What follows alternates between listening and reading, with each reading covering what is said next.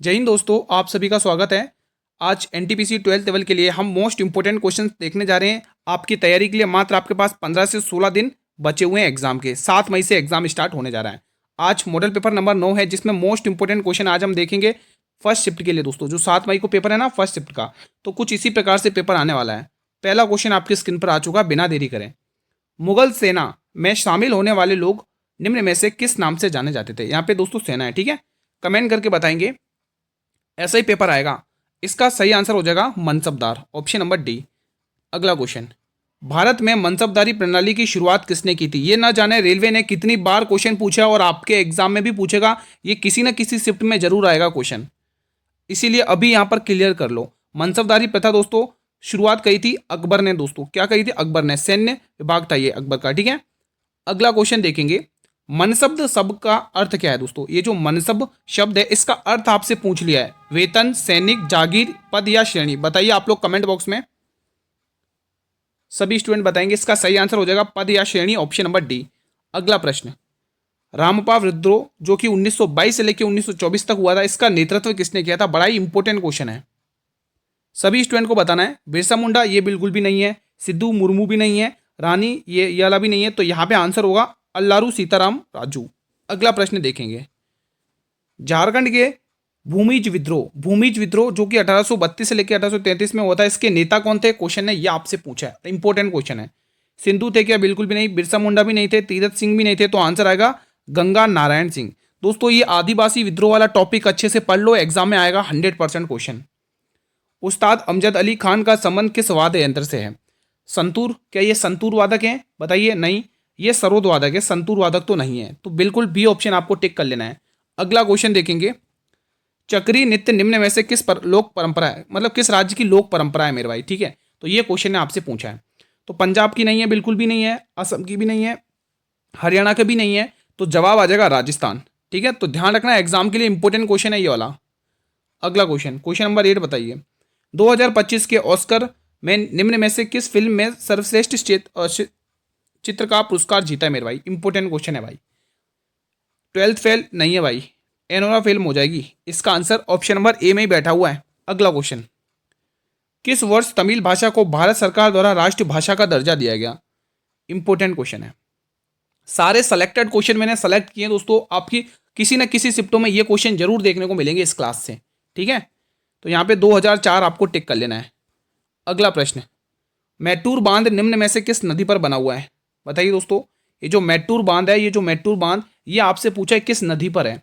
तो ये ना ही वेगई नदी पर है, ना ही कृष्णा, ये है कावेरी नदी पर। दोस्तों आपको ध्यान में रख लेना है। नर्मदा नदी पर एक बांध ध्यान रखोगे, सरदार सरोवर बांध, ये काफी बार पूछा जाता है, रट लो।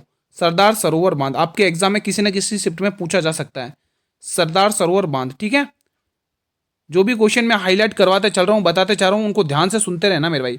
जैसे आप देख सकते हैं, हीराकुड बांध महानदी पर है, इडुक्की बांध पेरियार नदी पर है, तुलबुल और उरी बांध परियोजना झेलम नदी पर है, पंचेत बांध दामोदर नदी पर है, रणजीत सागर बांध रावी नदी पर है, सलाल बगलियार दुलहस्ती बांध चिनाब नदी पर है दोस्तों, ठीक है। चिनाब सिंधु की सबसे बड़ी सहायक नदी है दोस्तों, हिमाचल प्रदेश में चंद्र और भागा के नाम से आगे बढ़ती है।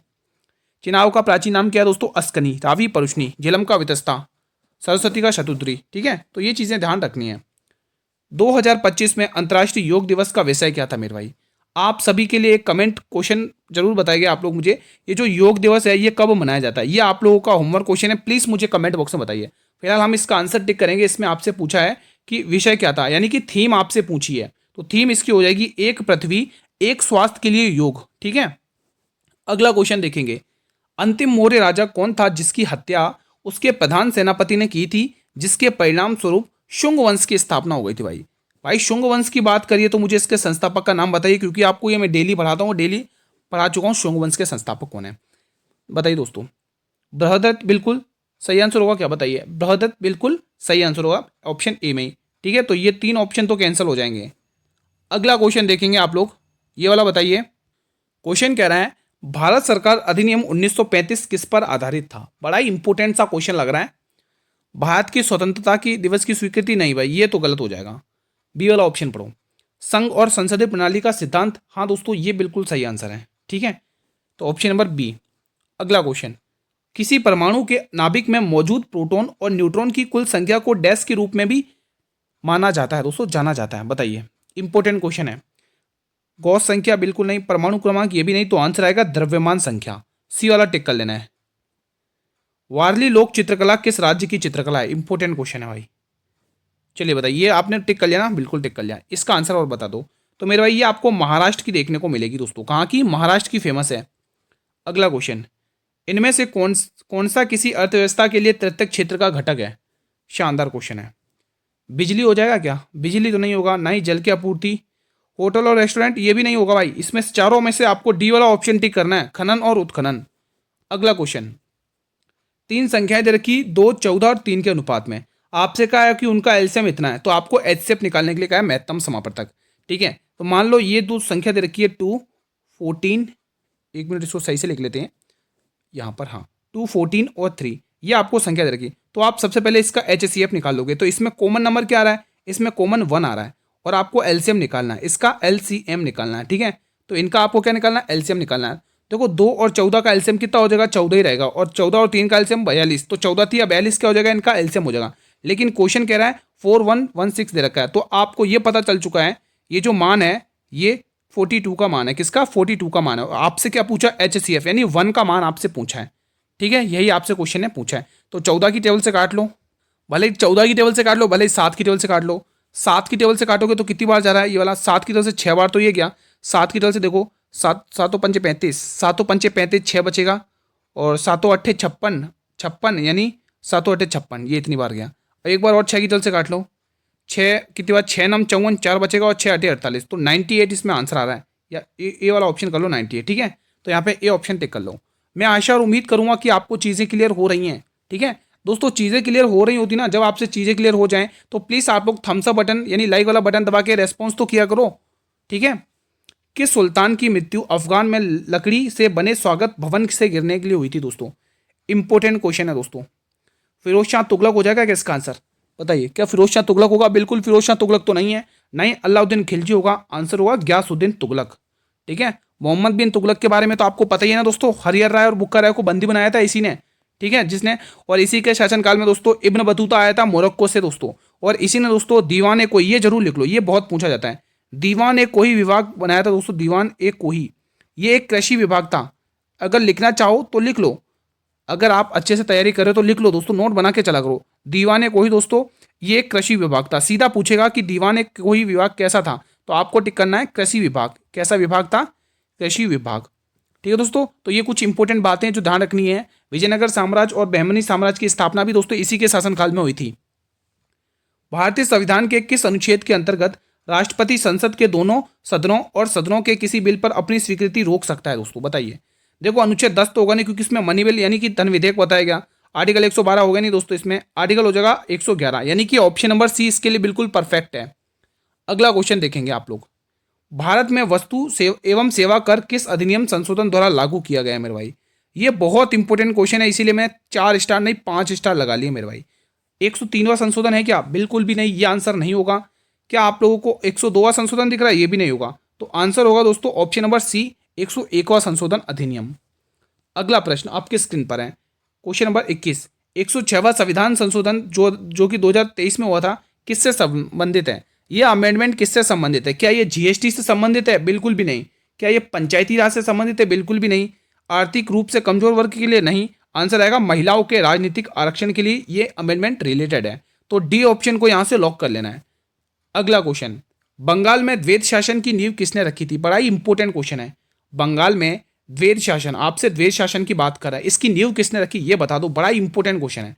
मीर जफर बिल्कुल नहीं है, वारन हास्टिंग बिल्कुल नहीं है, रॉबर्ट क्लाइव 2 बार हट गया इसलिए इसको हटा दो, 2 बार लिखा गया, माफी चाहूंगा। अब ध्यान से रखना, द्वैध शासन को दोस्तों इसको समाप्त किसने किया था? यहीं पर लिख दे रहा हूं, ध्यान से सुना, समाप्त किया था इसने। समाप्त करके इसने संशोधन करके नया लागू किया था दोस्तों। ठीक है, ठीक है दोस्तों, लेकिन आपको पूछा है, आपको क्या पूछा, इसकी नींव किसने रखी थी? तो रॉबर्ट क्लाइव ने रखी थी, लेकिन हेस्टिंग ने इसे समाप्त भी किया था। ये चीज आपको ध्यान में रखना है। अगला क्वेश्चन, अच्छा एक फैक्ट है, अच्छा एक क्वेश्चन है क्या? चलो ठीक है। 1857 के विद्रोह के तत्कालीन कारण क्या था मेरे भाई? बहुत इंपॉर्टेंट है। विद्रोह तो आप सभी को पता है, 10 मई 1857 का इसका विद्रोह हुआ था दोस्तों। और कहां से? मेरठ में हुआ था। और मेरठ में नेतृत्व कौन कर रहे थे? कदम सिंह। ध्यान से सुना करो दोस्तों, स्किप मत करा करो, ध्यान से सुना करो जो भी फैक्ट बताता हूं, क्योंकि मैं जो भी फैक्ट बताऊंगा वो आपको एग्जाम में ये तय है 100% कि पूछेगा ही पूछेगा। इसीलिए ध्यान से सुना करो। चलो बताइए तत्कालीन कारण क्या? सिपाहियों को भत्ता ना दिया जाना, भाई ये तो कोई कारण नहीं था।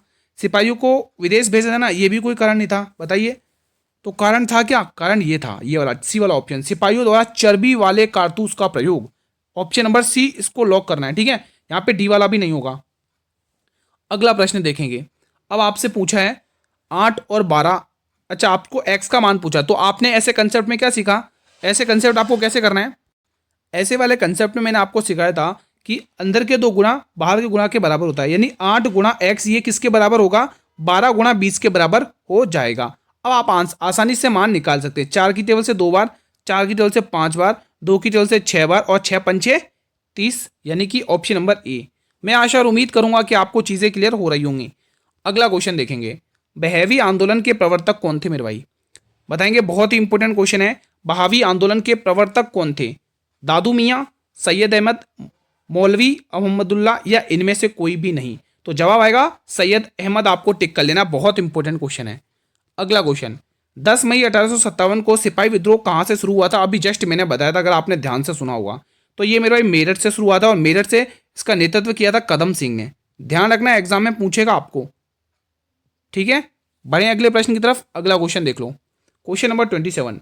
संयुक्त राष्ट्र संघ यानी यूनाइटेड नेशंस की रिपोर्ट के अनुसार 2026 में भारत की जीडीपी वृद्धि दर कितने रहने का अनुमान है? शानदार है क्वेश्चन, तो जवाब भी इसका शानदार ही होगा, 6.6%, आपको टिक कर लेना है, ऑप्शन नंबर डी। अगला क्वेश्चन, किस युवा भारतीय शटलर ने थाईलैंड मास्टर्स 2026 में बैडमिंटन WF सुपर 300 का पुरस्कार जीता मेरे भाई? बहुत ही इंपॉर्टेंट क्वेश्चन है। ये किताब किसने जीता मेरे भाई, बताइए। शानदार क्वेश्चन है, एग्जाम में पूछा गया क्वेश्चन है। PV सिंधु नहीं होगा, इसमें देविका सियाग होगा। मोस्ट इंपोर्टेंट क्वेश्चन है, ध्यान रखना। अगला क्वेश्चन देखेंगे, क्वेश्चन नंबर 29 बताइएगा। समान नागरिक संहिता, जिसको आप यूनिफॉर्म सिविल कोड कहते हैं, मतलब कि UCC शॉर्ट में कहते हैं, इसका उल्लेख किस अनुच्छेद में? मैंने हमेशा बताया दोस्तों, आप ध्यान अगर आपने ध्यान से सुना होगा, ठीक है, तो आप क्या कहोगे? 44, आर्टिकल 44 पहले ऑप्शन में छुप के बैठा है कि मुझे टिक कर लो। आर्टिकल 40 तो आपको पता ही है, पंचायत का गठन है मेरे भाई। क्या है? पंचायत का गठन, यहाँ पर लिख लो, पंचायत का गठन है इस वाले आर्टिकल में, ठीक है मेरे भाई। ये चीज़ें आपको ध्यान में रखनी है, ठीक है। ठीक है मेरे भाई। आर्टिकल 43 आपको पता ही है मेरे भाई, जिसमें निर्वाह मजदूरी से रिलेटेड आर्टिकल दे रखा है। क्वेश्चन नंबर 30 भी बता दीजिए, इंपॉर्टेंट है। भारतीय संविधान का कौन सा अनुच्छेद ग्राम पंचायतों के गठन से संबंधित है? अभी जस्ट बताया मैंने। देखो आर्टिकल 48 में 2 चीजें ध्यान रखनी। पहले तो इसका आर्टिकल 48 है किससे संबंधित? यहाँ पे लिखो पशु एवं पशुपालन से रिलेटेड है, पशुपालन से रिलेटेड। ध्यान से सुनना, एग्जाम में पूछेगा। आप स्किप करोगे दोस्तों, नुकसान आपको ही है, ठीक है। पशुपालन, इसीलिए ध्यान से सुना करो, पशुपालन। अब दोस्तों यहीं पे एक आर्टिकल, इसी के अंदर से आपको एक आर्टिकल और पूछा जाता है, इसी का दोस्तों 48 का ए और बता दो। 48 का ए और पूछेगा आपसे, तो आपको टिक करना है पर्यावरण के संरक्षण से रिलेटेड है। पर्यावरण, ये आपसे एग्जाम में पूछ सकता है मेरा, ध्यान रखिएगा। पर्यावरण के संरक्षण से ये आर्टिकल रिलेटेड है, ठीक है मेरे भाई। तो ये चीज़ें आपको ध्यान में रखना है। आर्टिकल 40 अभी आप जस्ट मैंने आपको पढ़ाया दोस्तों, क्या है? समान नागरिक संहिता। तो यहाँ पर पंचायतों का गठन आर्टिकल डी, यानी कि आर्टिकल डी क्या, सॉरी, आर्टिकल 40 टिक करना है, option number D. Question number 31 बता दीजिए। DPSP के अंतर्गत समान काम के लिए समान वेतन किस अनुच्छेद के अंतर्गत है मेरे भाई? समान काम करोगे और समान वेतन मिलेगा दोस्तों, ठीक है, चाहे मेल हो चाहे फीमेल है। बताइए दोस्तों, अनुच्छेद 135 होगा क्या? बिल्कुल भी नहीं, ना ही अनुच्छेद 32 होगा, क्योंकि अनुच्छेद 32 वो है जिसके तहत सुप्रीम कोर्ट 5 प्रकार की रीट जारी कर सकता है। अनुच्छेद 36 वो है जिसे भीमराव अंबेडकर साहब ने संविधान की आत्मा कहा था। अनुच्छेद 32 वो है जिसमें संवैधानिक का मतलब संवैधानिक का वो दिया गया, संवैधानिक के रिलेटेड कुछ बताया गया इसमें, ठीक है। ठीक है, तो ये सारे फैक्ट अनुच्छेद 32 से आपको ध्यान में रखना है। फिलहाल यहाँ पे आर्टिकल 39 आपको टिक करना है, option number C will be the right answer. बढ़े अगले प्रश्न की तरफ। अगला क्वेश्चन संवैधानिक सलाहकार है इसमें, है ना, अनुच्छेद 32 में। क्वेश्चन नंबर 32, देखो 32 वाला ही क्वेश्चन आ गया। 2 संख्याओं का महत्तम समापवर्तक 7 है और लघुत्तम समापवर्तक 84 है। एक संख्या 21 है तो दूसरी संख्या ज्ञात करनी है, तो दूसरी संख्या डी ऑप्शन।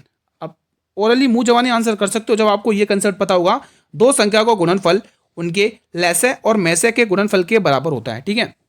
तो यहाँ पर देखेंगे, अब दोनों संख्याओं में से मान लो ए नाम की संख्या आपको 21 दे रखी है और आपसे पूछा है बी वाली संख्या बता दो, लेकिन आपको लैसे और मैसे तो पता ही है, 84 लैसे दे रखा है, मैसे 7 दे रखा है, तो आप कहोगे 21 चौके 84 होता है और 7 चौके 28 होता है, तो डी ऑप्शन ऐसे टिक करना है, ठीक है।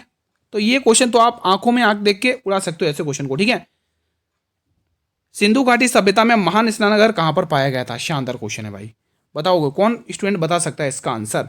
लोथल, हड़प्पा, कालीबंगा या मोहनजोदड़ो?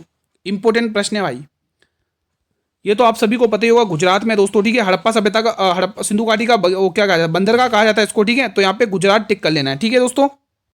और कालीबंगा आपको पता ही दोस्तों, राजस्थान के हनुमानगढ़ में है दोस्तों। जुते हुए खेत के साक्ष्य यहीं से मिले आप लोगों को, और इसी की खोज दोस्तों 1952 में करी थी। 1952 में अमलानंद घोष ने करी थी इसकी खोज दोस्तों, ठीक है। और ये सभ्यता घग्गर नदी के तट पर विकसित है, ठीक है। और इसका जो शाब्दिक अर्थ है ना कालीबंगा का, इसका जो कालीबंगा का काली, तो इसका मतलब है काली चूड़ियां, है ना। शाब्दिक अर्थ क्या, काली चूड़ियां, ठीक है। तो ये भी पूछ लिया जाता है। फिलहाल आपको पूछा है इसका महान स्नानघर आपको मोहनजोदड़ो से मिला है। तो 1922 में इसकी खोज करी थी राखलदास बनर्जी ने सिंधु नदी के तट पर, ठीक है। तो कुछ इंपॉर्टेंट फैक्ट है जो मैं आपको पूरी तरह से रिवीजन कराते हुए चल रहा हूं। मैं पूरी कोशिश कर रहा हूं आपका हर तरीके से रिवीजन हो। प्रकाश संश्लेषण की प्रक्रिया मुख्य रूप से पौधे के किस भाग में होती है जहां पर क्लोरोफिल उपस्थित होता है? शानदार क्वेश्चन है आपके स्क्रीन पर। तने में बिल्कुल भी नहीं, जड़ में भी नहीं, फूल में भी नहीं, तो पत्ती में, ठीक है। तो option number A will be the right answer, ठीक है। अगला क्वेश्चन देखेंगे आप लोग। संविधान की प्रस्तावना में कौन सा शब्द 1976 में जोड़ा गया था? इंपॉर्टेंट क्वेश्चन है। 1976 का आपको 42वां अमेंडमेंट याद होगा, 42वां संविधान संशोधन अधिनियम। उसी के तहत दोस्तों ना ही लोकतंत्र जोड़ा, ना ही स्वतंत्रता जोड़ा, ना ही गणराज्य शब्द जोड़ा। शब्द कौन सा जोड़ा? समाजवादी। तो डी ऑप्शन बिल्कुल राइट हो जाएगा। अगला क्वेश्चन, ओजोन दिवस कब मनाया जाता है दोस्तों? बहुत इंपॉर्टेंट क्वेश्चन है, ये कॉमन सा बेसिक सा क्वेश्चन है। मैं आशा करता हूं कि आप लोगों ने टिक कर दिया होगा, ठीक है। ऑप्शन ए को लॉक कर दिया होगा। अगला क्वेश्चन भी देख लो, डिजिटल इंडिया का उद्देश्य क्या है? बता दीजिए, इजी क्वेश्चन है। डिजिटल इंडिया का उद्देश्य क्या हो? खेती बढ़ाना इसका उद्देश्य है क्या? बिल्कुल भी नहीं। निर्यात घटाना ये भी नहीं होगा। उद्योग बंद करना ये भी नहीं होगा। तो आंसर होगा डिजिटल सेवाओं को बढ़ावा देना। क्या है आंसर? डिजिटल सेवाओं को बढ़ावा देना। क्वेश्चन नंबर 38, राष्ट्रीय आय की गणना का मुख्य उद्देश्य क्या है मेरे भाई? बताइए, इसका मेन पर्पस क्या होता है भाई? जो राष्ट्रीय आय होती है दोस्तों, ठीक है, नेशनल इनकम होती है दोस्तों, इसका मुख्य उद्देश्य क्या होता है? मेन पर्पस क्या होता है? कर वसूली करना, क्या इसका मेन पर्पस है? ये बिल्कुल भी नहीं है। व्यापार को बढ़ाता है? ये बिल्कुल भी नहीं बढ़ाता है। जनसंख्या गिनता है क्या? नहीं। ये करता है दोस्तों आर्थिक विकास को मापता है दोस्तों, ठीक है। तो D will be the right answer. अब एक क्वेश्चन बचा हुआ है, शानदार क्वेश्चन है। इसके बाद एक और क्वेश्चन है, ठीक है। शानदार क्वेश्चन है ये वाला, अल्टीमेट एग्जाम में आएगा इस टाइप का क्वेश्चन, 100% तय है। या तो आपको विपरीत दिशा वाला देगा या तो आपको सेम दिशा वाला, लेकिन यहाँ पर सेम दिशा वाला क्वेश्चन है। एक ट्रेन 72 किलोमीटर की चाल से चलते हुए उसी दिशा में 76 किलोमीटर की चाल से चल रही 180 मीटर लंबी एक अन्य ट्रेन को 27 सेकंड में पार करती है। तेज चाल की चलने वाली ट्रेन की लंबाई ज्ञात करना है दोस्तों। जब भी ट्रेन अगर एक ही दिशा में चल रही है तो उस केस में दोनों की लंबाई जोड़ी जाएगी, लेकिन चाल होगी ना वो घटेगी। विपरीत दिशा में क्या होता है? जस्ट उल्टा होता है। विपरीत दिशा में चालें भी जुड़ती हैं और लंबाई भी जुड़ती है। लेकिन आपको जब सेम दिशा पूछेगा दोस्तों, तो आपको क्या करना है? ट्रेन की स्पीड को अपन को ऐड करना है, और जो ट्रेन की चाल को अपन को घटाना है, और ट्रेन की लंबाई को ऐड करना है। मैं आशा करता हूं कि आप समझ गए होंगे कंसेप्ट। चलो क्वेश्चन को सॉल्व करते हैं। आप सभी को पता है दोस्तों, जो समय होता है, समय क्या होता है? दूरी बट्टे चाल। समय क्या होता है मेरे भाई? दूरी बट्टे चाल। आपको दोस्तों क्या पूछिए, लंबाई पूछिए, कोई दिक्कत नहीं, निकाल लेंगे। आपको समय कितना देगा? 27 सेकंड का, 27 सेकंड का समय दे रखा। अभी जस्ट बताया तो एक ट्रेन की तो लंबाई 180 दे रखी है, लेकिन क्या दूसरे की पता है क्या? नहीं, वही तो हमें पूछा है। चाल आपको जरूर पता है। चाल एक है 72 किलोमीटर की, एक है 36 किलोमीटर की। अब आपस में घट जाएंगी, तो आपस में घटते ही कितनी आएगी? 36 आ जाएगी, ठीक है। अब ये किलोमीटर में इसको मीटर पर सेकंड में बदलने के लिए 5/18 से क्या करना पड़ेगा? मल्टीप्लाई करना पड़ेगा। 18 की टेबल से काटोगे 2 बार, 5 दूनी 10 होगा। कितना होगा? 10, और 10 गुणा 27 270 होगा। अब 270, अब आप देखो दोस्तों यहाँ पे 270, यहाँ पर कितना बन रहा है? 180 प्लस एक्स है, ठीक है। अब आप क्या करोगे? प्लस का 180 इधर के माइनस में आ जाएगा, तो 270 माइनस 180 कर लोगे। ये चीज़ आप ओरल भी कर सकते हो इतना तो, ठीक है। ये चीज़ आप ओरल सॉल्व कर सकते हो मेरे भाई, कोई दिक्कत की बात नहीं है। तो यहाँ पे ए ऑप्शन आपको टिक कर लेना है। मैं पूरी कोशिश करता हूँ कि आपको अच्छे समझ में आ चुका होगा ये वाला क्वेश्चन। चलिए क्लास का अंतिम प्रश्न, हाल में ही विद्यार्थियों के लिए प्रेरणा योजना किसने लॉन्च की है? बड़ा ही इंपॉर्टेंट क्वेश्चन है। तो ये प्रेरणा योजना लॉन्च की है बिहार राज्य ने। फिलहाल आज की ये वीडियो यहीं पर वाइंड अप करेंगे। छोटी सी क्लास थी, मैं आशा करता हूँ कि पूरा रिवीजन रहा होगा आप लोगों का। चलिए बताइए 40 में से आपने कितने क्वेश्चन बना लिए?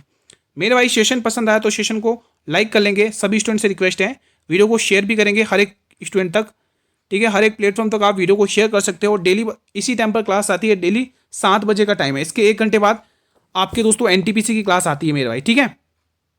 तो ये चीज़ आप जरूर देख लेना। इस क्लास में किसी भी क्वेश्चन से रिलेटेड कोई भी डाउट हो तो आप कमेंट बॉक्स में क्लियर कर सकते हैं, ठीक है। चैनल पर नए हो तो चैनल को सब्सक्राइब जरूर कर लेना, बेल नोटिफिकेशन बेल को जरूर प्रेस कर लेना, ताकि आने वाले हर एक नई वीडियो का नोटिफिकेशन मिलता रहे। मिलेंगे नेक्स्ट वीडियो में। धन्यवाद।